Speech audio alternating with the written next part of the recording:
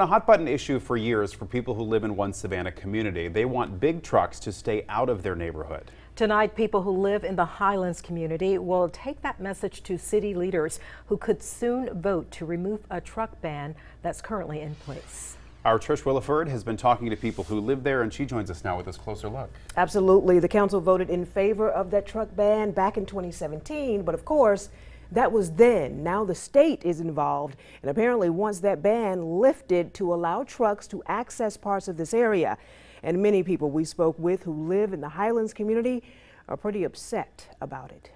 We envisioned being able to retire here and live out our retirement years someplace that was safe and quiet and peaceful. Now Greg Summers fears that sense of peace is about to be shattered by this traffic. And not just any traffic, big tractor trailers plowing through Highlands Boulevard. We're looking at air pollution and noise pollution and just the danger of having tractor trailers speeding up and down Highlands Boulevard. This is a disaster. There are kids out here every day walking these streets. Well, in a perfect world, people like Rich Holst who live here say these trucks would travel as they do now, exit off I-95, drive along Jimmy DeLoach Parkway, and then go around Highlands Boulevard. In fact, back in 2017, the council made sure of it, placing a ban that would prohibit all commercial vehicles from traveling through Highlands and Benton Boulevards.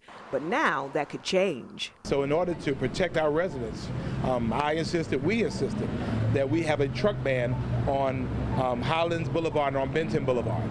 And from what I've heard, of course, the state is willing to give us money, but only if we remove the ban on truck traffic. According to Alderman Johnson, state leaders want to build a connector from Highway 30 in Effingham County down into Chatham County that would extend along Benton Boulevard and right into the heart of the Highlands community.